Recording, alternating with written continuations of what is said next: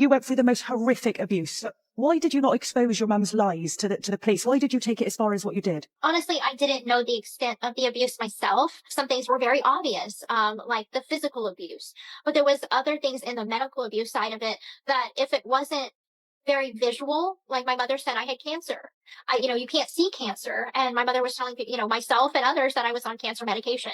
So there was things like those little things that I didn't even know until upon arrest after the crime. I remember the phone was I couldn't really dial 911 because I'm sorry. Shaking.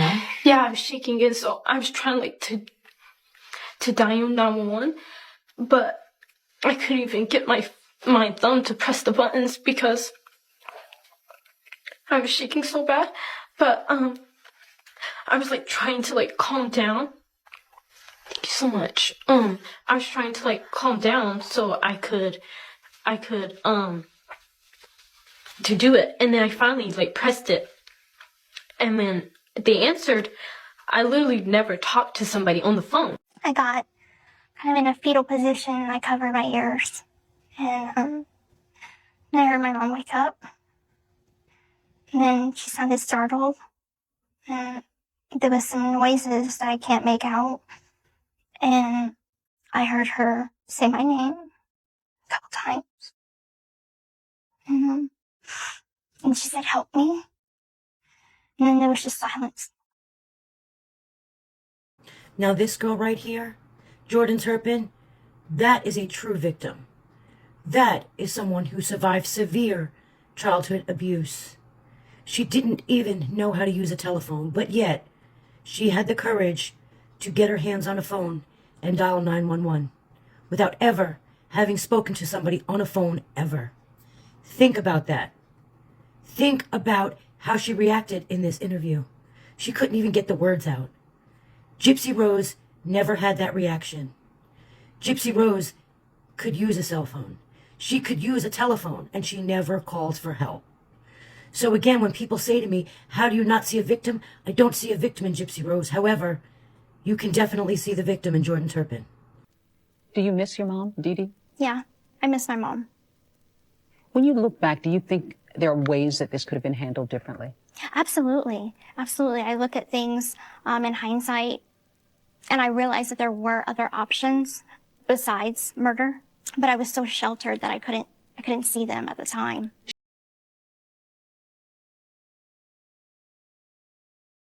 Have you ever wondered if maybe everything that you know about Gypsy Rose Blanchard was carefully crafted to make you believe just one side of the story? For years, she's been the face of survival, a fragile girl trapped by her domineering and abusive mother, Dee Dee Blanchard. The documentaries, tearful interviews, and dramatized TV specials have all painted Gypsy as a tragic heroine who overcame a monstrous ordeal. But what if that's only scratching the surface? Today, we're diving into the other side of Gypsy's story, a side riddled with manipulation, calculated moves, and a narrative that might not be as innocent as it seems. Gypsy didn't just escape her nightmare, some say she masterminded an even darker one. From her secret relationship with Nicholas Gaudejean to the public's perception, Gypsy's role may be far more intricate than anyone realized. Let's rewind to the story we all thought we knew. Gypsy was presented as a victim of Munchausen syndrome by proxy, subjected to years of fabricated illnesses and total dependence on her mother. Dee Dee controlled her life, from doctor's visits to public appearances, weaving an illusion of perpetual sickness.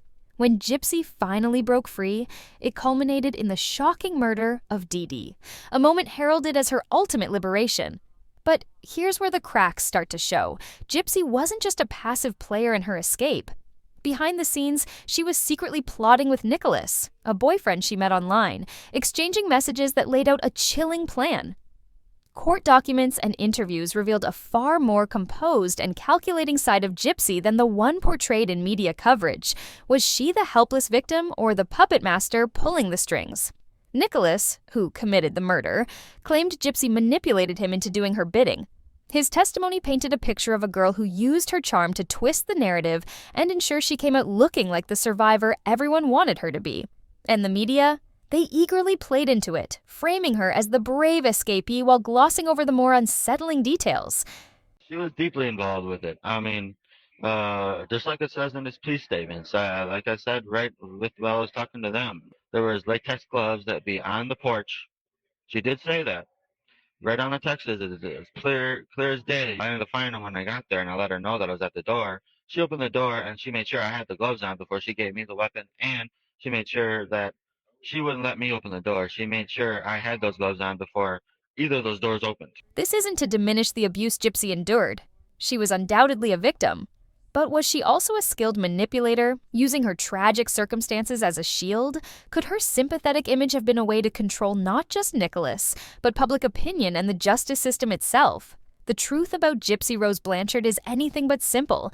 It's a story of survival, yes, but also of premeditation and manipulation. My mother would often tell other people and tell me that I would only have a life expectancy of 7, and then it was 15, and then it was 20. I think to some degree I knew it was a facade. However, I didn't know the malicious intent behind the facade. What if the girl you thought was the ultimate symbol of innocence and suffering wasn't so innocent after all? Gypsy Rose Blanchard captured public sympathy with her frail image. Bald head, oversized glasses, and a wheelchair that seemed to tell the story of a life plagued by unimaginable tragedy. She was the sweet, soft-spoken girl everyone rooted for, battling a laundry list of illnesses from cancer to muscular dystrophy to epilepsy. Her mother, Dee Dee Blanchard, painted the picture perfectly. A devoted caregiver sacrificing everything for her chronically ill daughter. The world bought it, showering them with charity donations, dream vacations, and even free housing. But behind the heartbreaking narrative was a darker, more calculated truth that few saw coming. For years, Gypsy played the role of the perfect victim. She wore wigs to cover her supposedly chemo-ravaged scalp, posed for photos that tugged at heartstrings, and graciously accepted the perks of their fabricated life. Trips to Disneyland, meet and greets with celebrities, a brand new house funded by donations. It all seemed like a small reprieve for a girl who had been through so much. But Gypsy wasn't just a passive participant in this facade.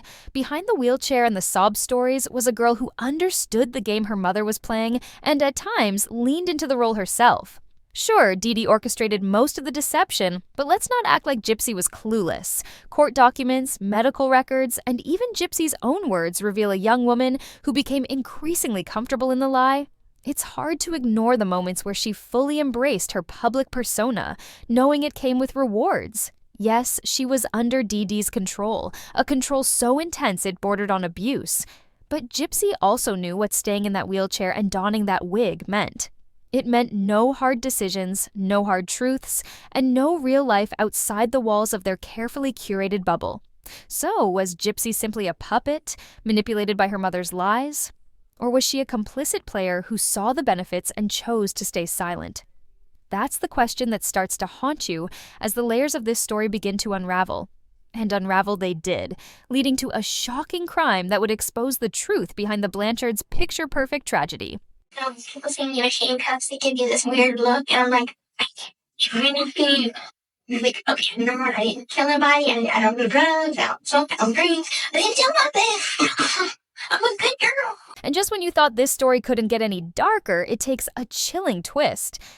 After the brutal murder of her mother, Gypsy was brought into an interrogation room, her fate hanging in the balance. In a moment that caught investigators, and later the public, completely off guard, she proclaimed, "I didn't do anything wrong. I'm a good girl. I didn't kill nobody." This statement, defiant yet haunting, raised immediate questions. Was Gypsy a vulnerable victim caught in unimaginable circumstances? Or was there something more sinister lurking beneath the surface? The case that had already shocked the nation suddenly took a new and unsettling direction, leaving everyone desperate to uncover the truth. However, if you actually do some research and watch her interviews, she's not a good person. She's a master manipulator, and she learned by the best one there was, her mother. There's literally an interview where she's like, I learned to be the best liar with no conscience, no remorse, nothing, best manipulator from my mother. She learned all her tricks from her mother. If you watch her videos, anytime they ask about her ex-boyfriend, who her mom for her, just threw his whole entire life away, has life in prison, she's like, can't worry about that. Gypsy Rose Blanchard's story has always been painted as a tale of survival and tragedy, but let's be real, it's far more complicated than that. For years, she lived under the oppressive lies spun by her mother, Dee Dee, convincing doctors, friends, and even law enforcement that she was terminally ill. But here's what often gets left out. Gypsy didn't just go along with these lies out of fear. She actively used them to her advantage. Sympathy, gifts, and unwavering support rolled in, all while she maintained the charade. And when the chance to escape finally came, Gypsy didn't choose to tell the truth or seek help. She didn't opt for a clean break from the deceit. Instead, she orchestrated a plan that left Dee Dee dead. It's a move that speaks volumes about the role manipulation played throughout her life, both as a victim and as a perpetrator. The question is, how do we reconcile the survival instincts of a young woman trapped in a nightmare with the cold, calculated decisions she made when freedom was within reach? What is evil is that Gypsy Rose Blanchard used a man with autism, a low IQ, and other mental health issues that was collecting a disability check permanently to unalive her mom. She manipulated him for over 2.5 years. That is what evil is. Reality has a way of being darker than any fiction, and Gypsy Rose's story is proof. For years, she wasn't just playing the victim. She was orchestrating a con so intricate that when it began to unravel, the fallout would leave a trail of blood. Gypsy made a choice, one that turned deception into destruction. At the center of her plan was Nicholas Gaudejon, a man who wasn't prepared for the role he'd play in this twisted tale. Nicholas wasn't just her boyfriend. He was a man living with autism, a low IQ, and a history of mental health struggles that left him clinging to the edges of stability, dependent on disability checks, and navigating a world that often felt impossible to understand. Nicholas was searching for something simple: love and validation. That desperation made him the perfect target. Vulnerable, trusting, and eager to please, Nicholas became the linchpin of Gypsy's scheme, a pawn in a game far bigger and far more dangerous than he could ever have imagined. Because I went from one abusive person to another. I wish he would have been more responsible or told that I could walk. What started out as harmless flirtation and fantasy role-playing quickly morphed into something far darker. This is the twisted tale of manipulation, vulnerability, and betrayal, where trust became a deadly weapon. Over the course of 2.5 years, Gypsy Rose Blanchard and Nicholas Gaudejon's relationship began innocently enough, with playful messages and shared fantasies. But beneath the surface, things quickly took a disturbing turn. Gypsy, known for her vulnerability, didn't see it as a weakness. She saw it as a tool, an opportunity to manipulate. Rather than asking Nicholas for help to escape her abusive life with her mother, Dee Dee, Gypsy had a much more sinister request. She didn't want to break free. She wanted Dee Dee dead. What started as a seemingly innocent connection evolved into a chilling plot, with Gypsy masterminding the murder of her own mother through her influence over Nicholas. In the end, the lines between love, manipulation, and murder became dangerously blurred. Let's also talk about the fact that she sent Nicholas Gaudejon, a man with autism, with a low IQ collecting permanent disability, a video instructing him how to unalive her mom. A chilling video sent by Gypsy to Nicholas is raising serious questions and sending shockwaves through the investigation. Could this footage be the proof everyone's been waiting for? In this unsettling video, Gypsy walks through her mother's bedroom, casually pointing out where Diddy sleeps. But what makes this footage so damning isn't just the setting, it's what happens next. Gypsy goes on to describe the act of stabbing in detail, leaving absolutely no room for interpretation. This wasn't a spur-of-the-moment crime. It was cold, calculated, and premeditated. What's even more chilling is the realization that Gypsy knew exactly what she was doing, and more importantly, she knew Nicholas would do anything for her. This wasn't just about revenge, it was a carefully executed plan, one that depended on Nicholas's unwavering loyalty. Texted him when my mother went to sleep. I let him in the door. There were gloves waiting for him, plastic gloves, by the door. You put them there? I put them there. He came in, and he was wearing a hoodie and dark clothing and a scary t-shirt that had evil clowns on it. And I handed him the knife, and he said, "Get your ass in the bathroom now." And I went in the bathroom, closed the door behind me, and kind of got down in a kneeling position and put my hands over my ears so I couldn't hear anything. The level of manipulation required to convince someone to commit murder is chilling. Gypsy didn't just ask Nicholas to kill her mother.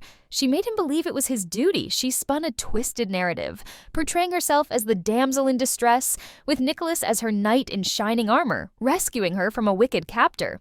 Nicholas, who already struggled with social cues and understanding consequences, was easily led to believe he was doing the right thing. But once the deed was done, Gypsy didn't hesitate to throw him under the bus. During her interrogation, she pointed the finger at Nicholas, claiming he was the one who did it, not her. "I can't kill anyone," she said. But let's not forget, she unlocked that door, led him inside, and orchestrated the entire plan.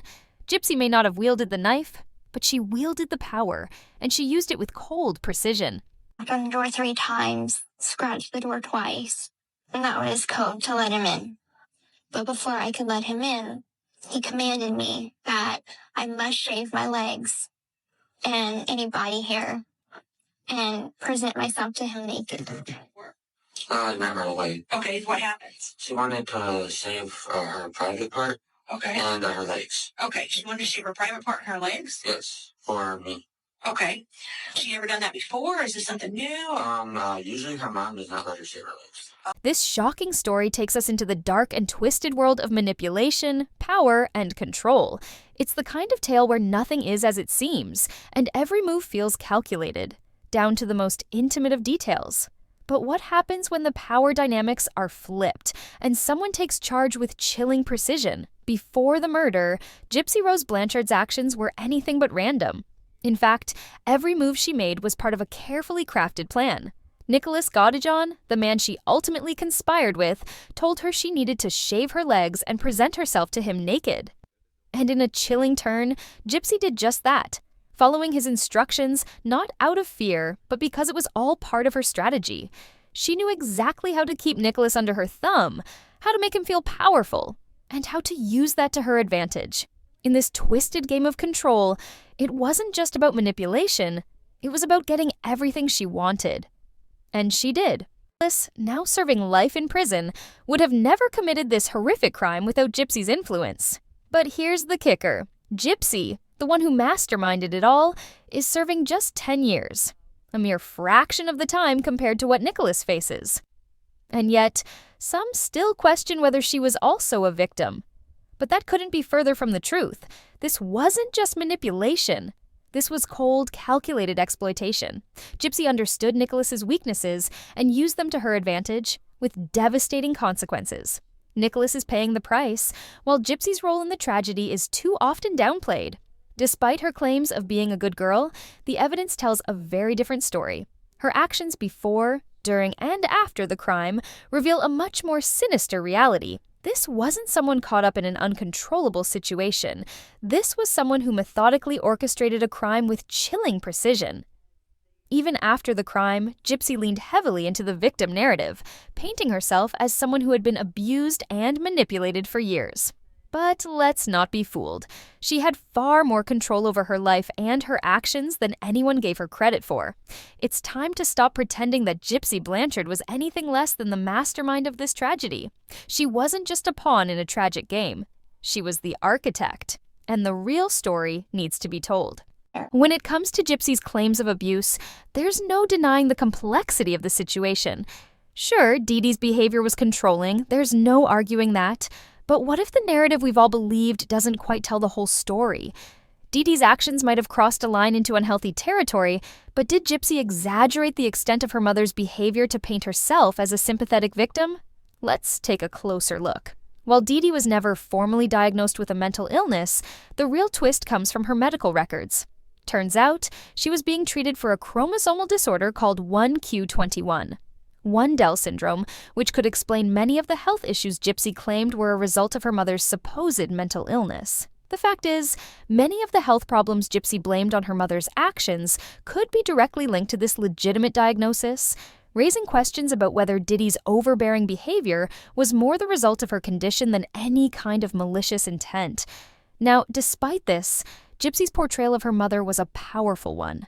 She took this narrative and ran with it, creating a story that cast her as a helpless girl trapped by her mother's alleged mental illness. Was Dee Dee controlling? Absolutely. But was Gypsy's version of events exaggerated to justify what she did? that's where things get complicated. What's so troubling is just how effectively Gypsy played on public sympathy. She knew exactly how to frame herself as the innocent, fragile girl who just wanted to escape her mother's grasp. Her story resonated with so many, but was it a carefully crafted tale to win the public's heart and justify her actions? In the end, we're left questioning just how much of Gypsy's narrative was built on truth and how much was a strategic manipulation of the media and public opinion. Everything's hard. My son, Nick, he like his side of the story told, and because her side is getting all this attention left and right, and he can get nothing. I believe Gypsy was just using him.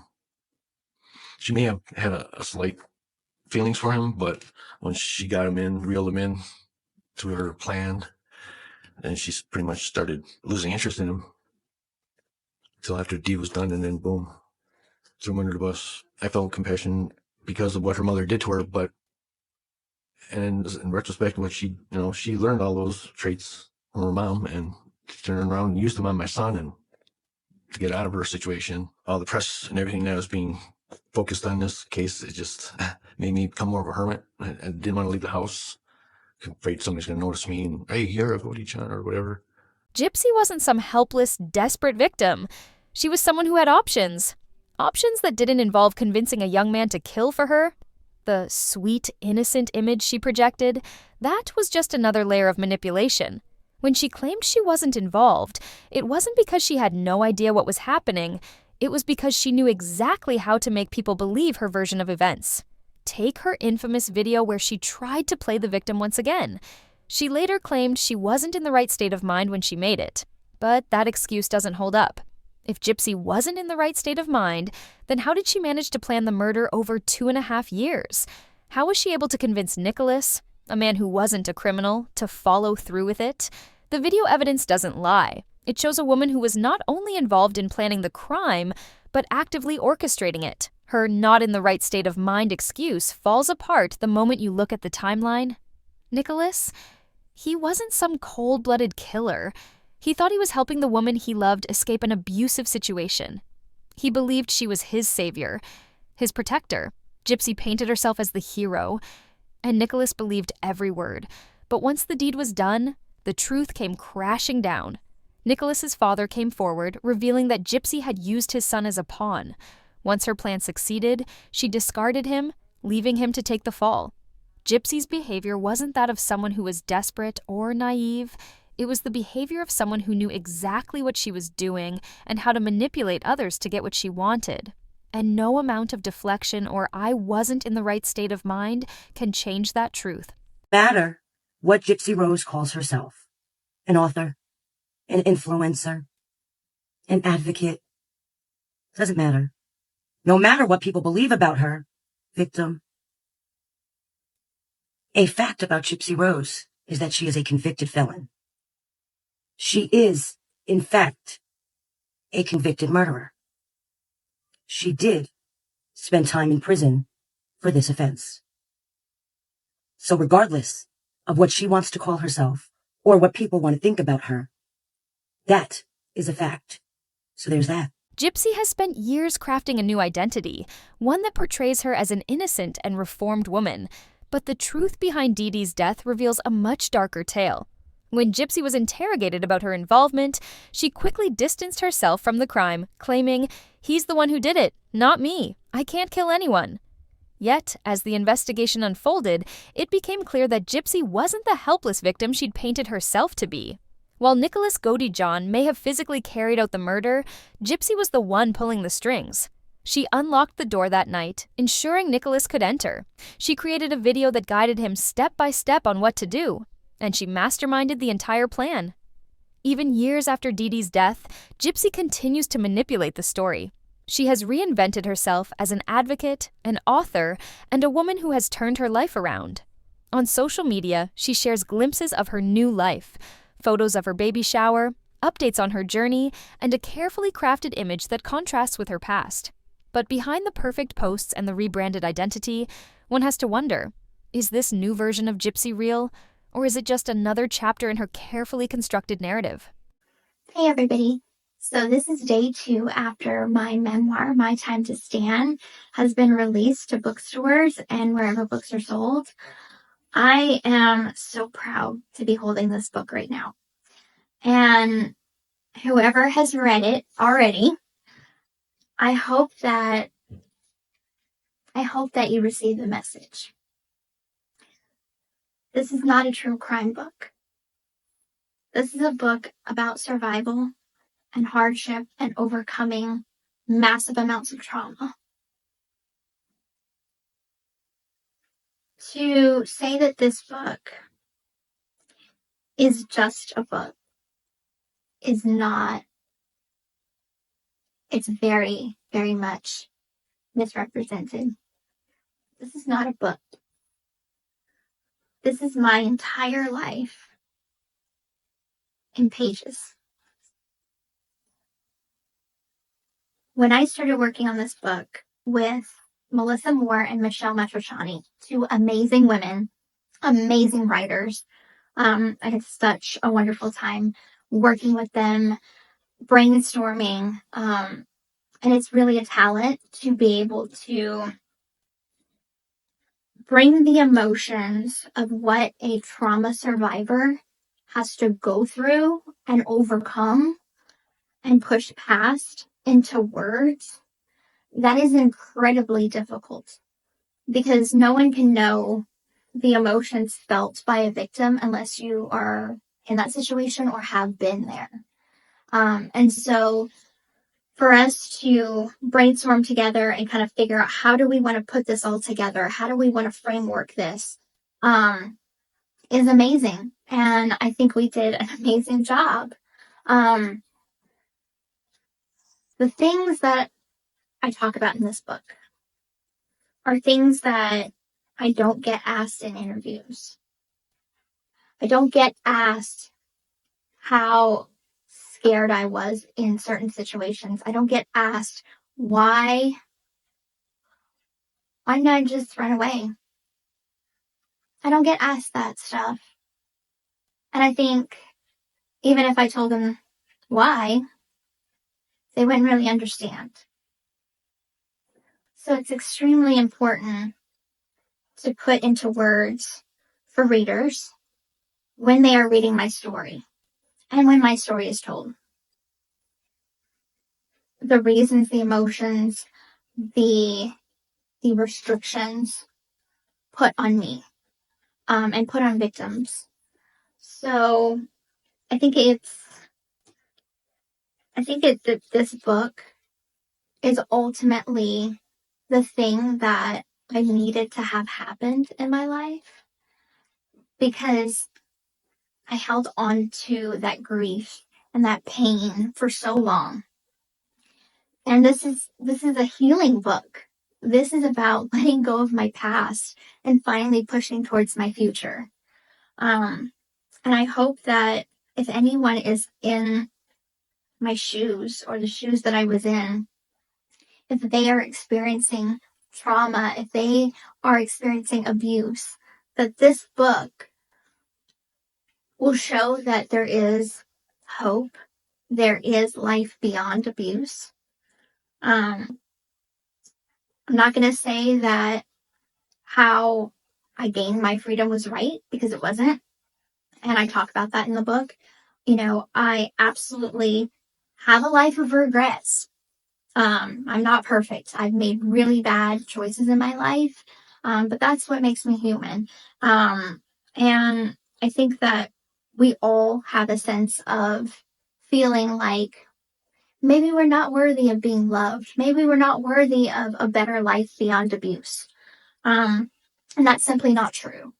So I really, really, really just hope that the message of this book is conveyed to everyone in the best way possible. And and I just really hope that when you read this, if you are a victim of abuse, you feel like you are not alone. And you are loved. So to everyone out there that can relate to feeling not worthy, this because of you. Gypsy isn't just the subject of a tragic story, she's a convicted criminal. And while she didn't physically kill her mother, she masterminded her death. Now, as she carefully curates her public image, the consequences of her actions are still haunting those she left behind. Nicholas Gaudejean, manipulated by Gypsy into committing a crime he never should have been involved in, is serving the life sentence. The loss for Dee Dee's family is immeasurable, a pain that will never go away. But what's even more disturbing is Gypsy's attempt to rewrite her own history. It's not just a quest for redemption. It's a strategy to turn herself into a victim, the survivor who overcame her torment. The carefully curated posts on her social media, it's all part of a bigger plan to make us forget the truth. Gypsy's not a hero. She's a manipulator, and she's still playing the game. This case isn't just about a controlling mother or a tragic love story. It's about accountability. Gypsy Rose Blanchard isn't the victim she wants us to believe. She's someone who knows how to play the system and get the public on her side. So, the next time you see her social media post glorifying her as a survivor, remember this. Behind every carefully crafted image, there's a truth that's far darker than she wants you to know. Was Gypsy a victim, or was she always the mastermind? Let me know your thoughts in the comments. Don't forget to like, subscribe, and share the video.